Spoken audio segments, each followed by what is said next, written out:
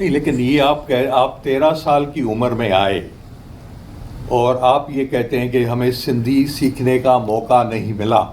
سندھی سیکھنے کا موقع آپ کو کیوں نہیں ملا؟ سبزی والا، ترکاری والا، دودھ والا، یہ تو سب سندھی بولتے تھے، آپ بھی ان سے سندھی بول سکتے تھے. نہیں، سکھر کی پوزیشن یہ تھی پری ڈومیننٹلی اردو اسپیکنگ شہر بن گیا. اچھا. سبزی بیچنے والا بھی اردو والا ہے، پنجاب سے آیا ہے، اور سندھی نہیں تھا کوئی. سندھی شہروں میں نہیں رہتے تھے، اور جو تھے پری ڈومیننٹلی ہندو وہ آہستہ آہستہ کر کے نکل گئے، اور ان کی ویکیوم جو تھا وہ مہاجروں نے پورا کر لیا. تو سکھر کو سندھ کا شہر ہونے کے باوجود نان سندھی شہر آپ کو ماننا پڑے گا. اچھا. زبان کے اعتبار سے، زبان کے اعتبار سے، زبان کے اعتبار سے اور پاپولیشن کے اعتبار سے.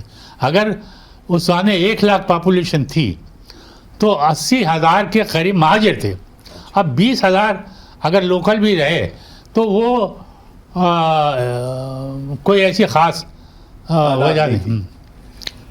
آپ نے سکھر میں وکالت کی اور سکھر کے اطراف کے شہروں میں جاتے ہوں گے وکیل کی حیثیت سے، وہاں جا کے کیس، مختلف شہروں کے کیس ملتے ہوں گے آپ کو. آپ نے وہاں کے ہاری کو بھی دیکھا، آپ نے وہاں کے جاگیردار کو بھی دیکھا، آپ نے وہاں کے زمیندار کو بھی دیکھا. تو آپ کے اور دوسرے جو اردو ادیب جو چھوٹے چھوٹے شہروں میں رہے، انہوں نے کبھی سندھ کے مزدور کی، ہاری کی، جاگیردار کی بات نہیں کی؟ ان مسائل پہ میں عرض کروں کہ اردو لکھنے والے، رائٹر اور بولنے والے وہ دیہاتوں میں جا کے آباد نہیں ہوئے. اگر ہوتے تو ان کو یہ سب تجربے ہوتے، بلکہ وہ شہروں میں رہے. تو اور یہ موضوعات انہوں نے ان کے ہاں نہیں آئے. صحیح کہا آپ نے، جو غلط تھا، آنے چاہیے تھے. نہیں لیکن کبھی کوشش بھی تو نہیں کی گئی نا اس ہاں بالکل. اس لیے کوشش نہیں کی گئی، ان کا کوئی کام بند نہیں ہو رہا تھا. جنگ اخبار نکلتا تھا اور وہ اردو اس میں ان کو چھاپ دیتے تھے، دوسرے اخبار پڑھ رہے تھے. سندھی کا کوئی ایسی چیز نہیں تھی جس کی وجہ سے وہ مہاجر سندھی کام کرنے لگے. آپ کی ایک اور تنقیدی کتاب انگارے سے پگھلا نیلم، نئے گوشے نئے تناظر، ترقی پسند معمار اور ممتاز ادیب سجاد ظہیر کے حوالے سے آپ نے یہ کتاب لکھی ہے.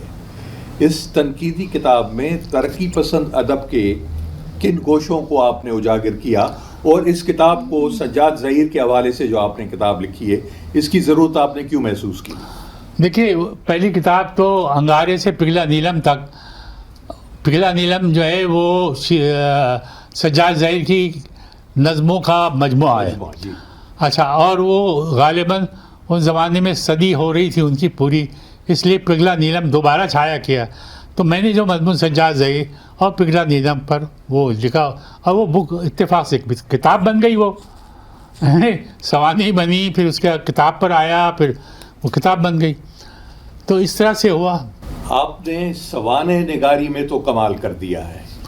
ہاں، آپ نے صوبو گیان چندانی پہ تو مختصر کتاب لکھی، لیکن اس کے بعد آپ نے محمد ابراہیم جویو، ایک صدی کی آواز، ایک زبردست کتاب لکھی ہے جو کہ سوانح نگاری کم اور فکشن زیادہ معلوم. میں عرض کروں کہ جس زمانے کی آپ بات کر رہے ہیں تو میں نے سندھ یونیورسٹی سے ایم اے LLB کیا. ایم اے میں کا 4تھ پیپر میرا جو تھا وہ سوانح عمری پر تھا. اچھا اچھا.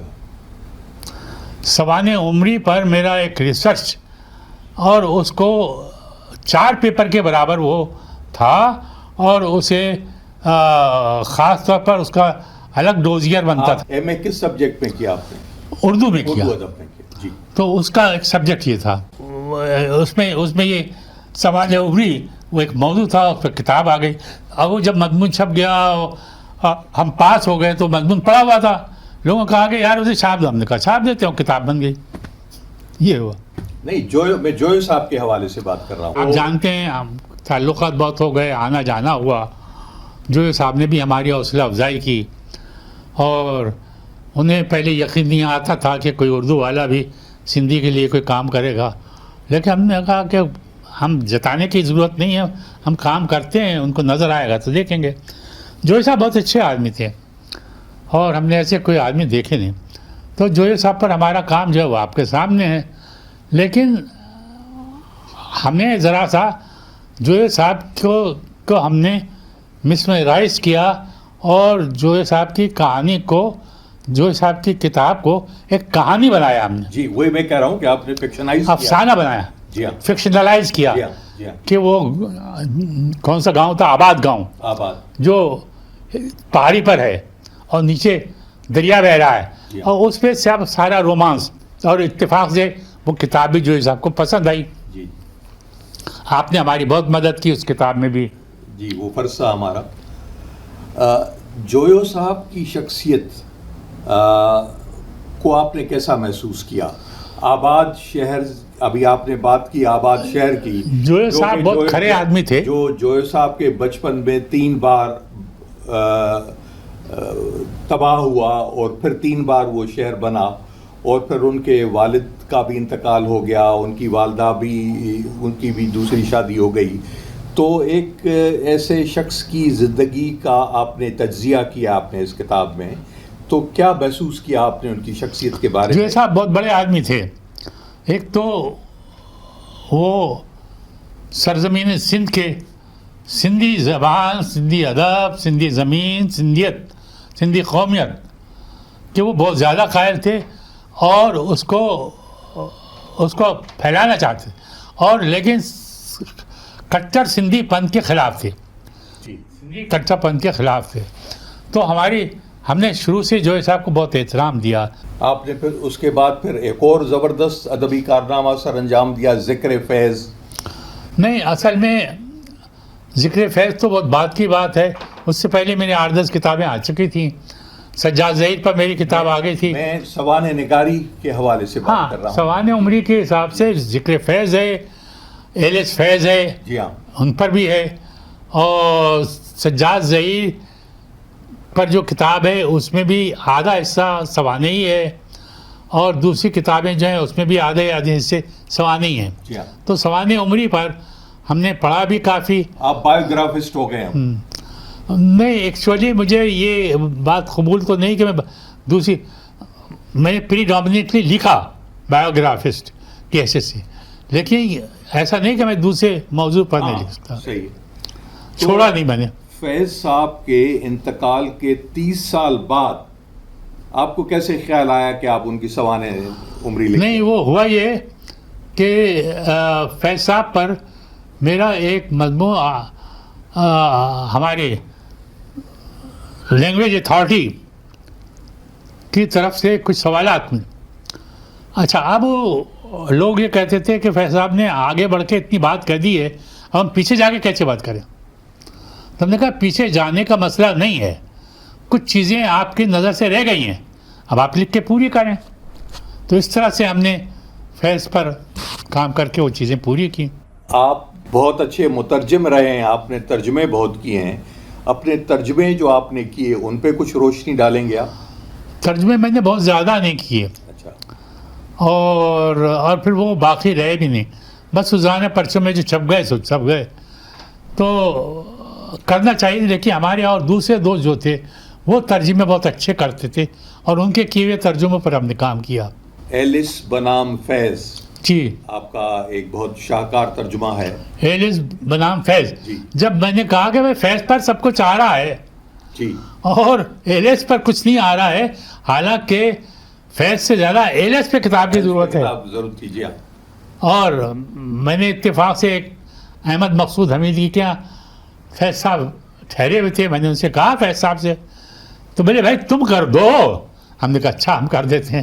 تو پھر آپ نے ایلس پہ بھی, ایلس سے آپ کے ذاتی تعلقات بھی؟ جی ہاں تھے, میں ان کے گھر جا کے رکا ہوں, ٹھہرا ہوں. ان کے پورے خاندان سے آپ کے تعلقات ہیں, فیض صاحب کی بچیوں سے اور نوازوں سے. میں نے کتاب میں تذکرہ بھی کیا ہے. جی جی. ان کی ایک اور بہن تھی ایلس کی, جو کہ دین محمد تاثیر کی بیگم تھی. تو یہ دونوں بہنیں دین محمد تاثیر سے اس کی بہن اور ان کے فیض صاحب. بس اس تاثیر کی وجہ سے ہی ایلس فیض کے پلے پڑی. بالکل. آپ کی کچھ ذاتی زندگی کے بارے میں آپ کی شادی کب ہوئی؟ میری شادی تو ہوئی 1965 میں، 1965 میں، 64 میں سمجھے، 63-64 میں ہوئی ہے.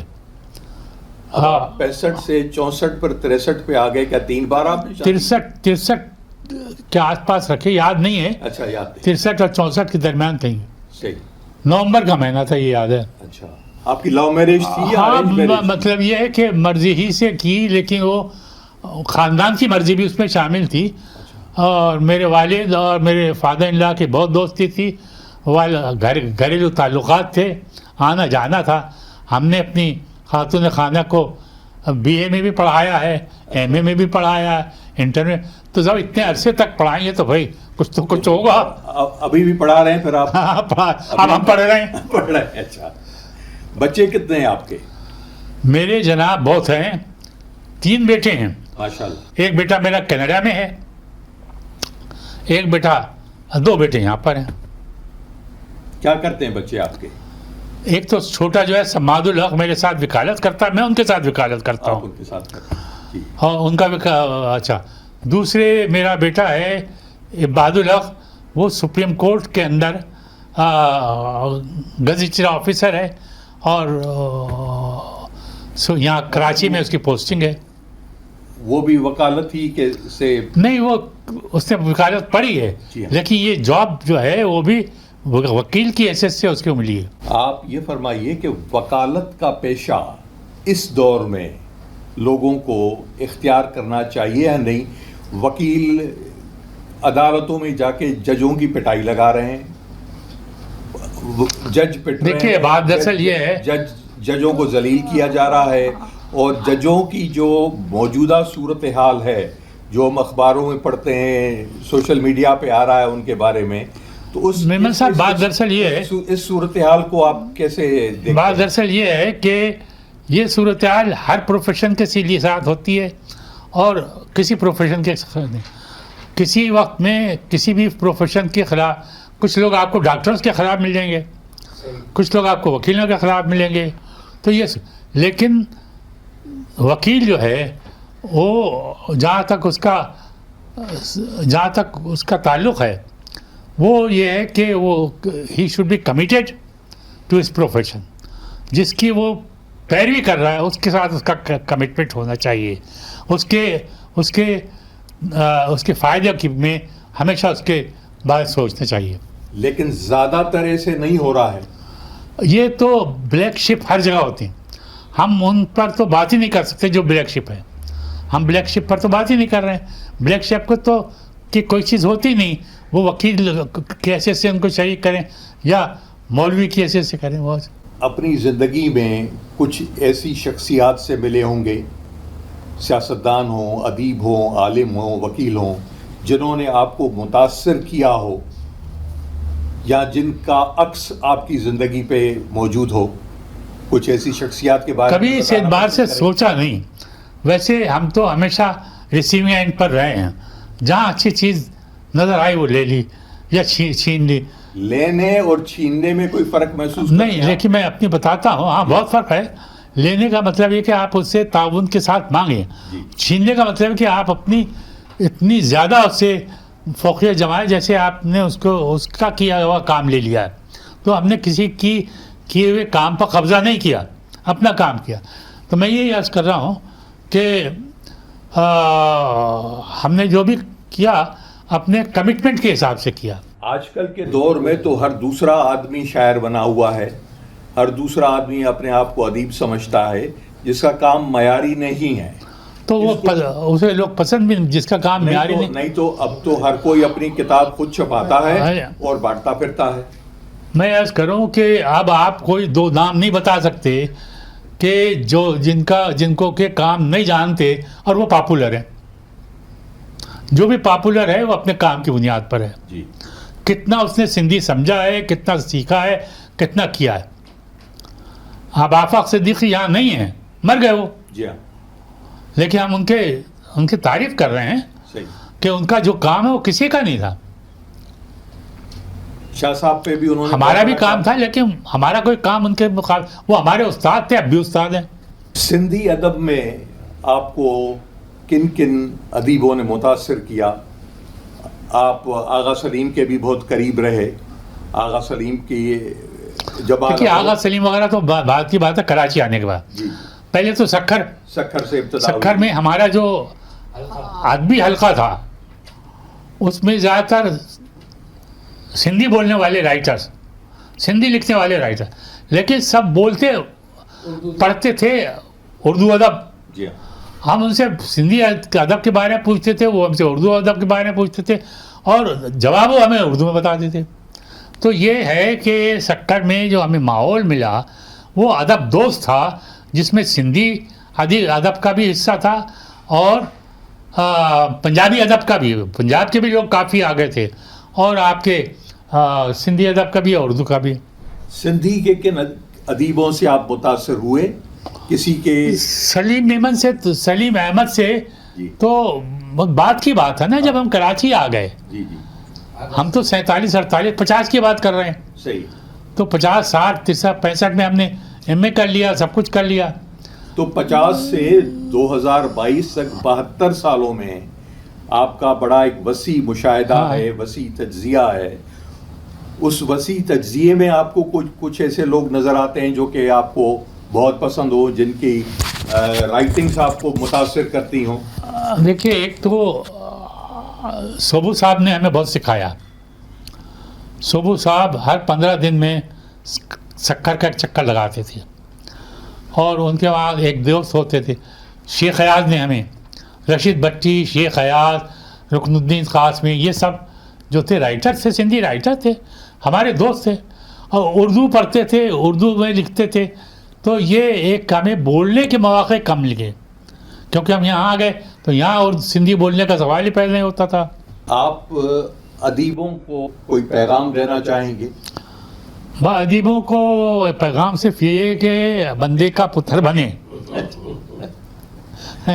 اور ادب پڑھیں، ادب لکھیں، ادب سیکھیں، دوسری زبانوں کا احترام کریں، دوسری زبانوں کے ادب کا احترام کریں، دوسری زبانوں کے کلچر کا احترام کریں. تو جب تک اگر آپ کو اس زمین سے پیار ہے تو زمین میں شامل ہر چیز سے آپ کو پیار ہونا چاہیے. پاکستان میں بھی اور ہندوستان میں ترقی پسند ادب جو ہے وہ زیادہ پھلا پھولا بنسبت جو رائٹ کے لوگ تھے وہ ایک مخصوص انداز میں لکھتے تھے اور کرتے تھے اور ان کے درمیان کشیدگیاں بھی رہتی تھیں. سندھی ادب میں بھی یہ ماحول رہا، اردو ادب میں بھی یہ ماحول رہا. تو آپ اس کو کیسا محسوس کرتے ہیں؟ دیکھیے، بات دراصل یہ ہے کہ انجمن ترقی پسند مصنفین تو پہلے ہی برطانیہ میں ہوئی اور پھر پروان چڑھی. 1935 سے ان کی پوری ہر شہر میں، دکن میں، ادھر میں ادھر ان کی کانفرنسیں ہوتی تھی. سندھ میں بھی ہوتی تھی اور سندھ کے لیے آپ کے سوبو صاحب نے نے شرکت کی تھی، جویو صاحب نے شرکت کی تھی بامبے میں. جی. تو یہ میں عرض کر رہا ہوں. لیکن جب پاکستان بن گیا تو اس کے بعد یہ ایکٹیو نہیں رہے تو خاموش ہو گئے. اور اب بھی صورت یہ ہے کہ جب کبھی کچھ ہوتا ہے. سندھی ادب کی اگر ہم بات کرتے ہیں، جویو صاحب کے خلاف موسیٰ بھٹو لکھتا تھا اور دوسرے تنظیمیں، فکر و نظر والے ان کے خلاف لکھتے تھے. دیکھیں، ایک بات یہ کہ ابراہیم جویو سے ایک تو اس لیے بھی دلچسپی ہو گئی کہ ایک آدمی لڑتا پھرتے نظر آ رہا. جویو صاحب اکثر آتے تھے، شیخ ایاز کے ملاقات ہوتی تھی، ان کی باتیں بالکل کھری ہوتی تھیں اور جب ان کے خلاف محاذ بنا تو پھر یہ اردو اسپیکنگ والوں نے جویو صاحب کا ساتھ دیا. لیکن پھر کچھ لڑائیاں حیدرآباد میں ہو رہی تھیں، جی ہاں، اس میں سندھی ادیب اور اردو ادیب کی لڑائی بھی تھی. جی. تو وہاں اس سے ہمارا کوئی واسطہ نہیں تھا. آپ کا بہت بہت شکریہ، آپ نے ہمیں وقت دیا اور اپنے زندگی کے مختلف ادوار، اپنی خدمات، ادبی زندگی کے بارے میں ہمیں بتایا اور ہمارے ناظرین کو بتایا. ناظرین، آپ نے سید مظہر جمیل صاحب کی گفتگو سنی. امید ہے کہ ان کی زندگی میں جو انہوں نے کام کیے وہ ہمارے لیے مشعل راہ ہیں، اور جو نئے ادیب جن کے لیے انہوں نے پیغام دیا کہ پڑھیں، کیونکہ ہر کوئی لکھ لیتا ہے لیکن اس کے لکھنے کا معیار، پرکھنے کا معیار مختلف ہوتا ہے.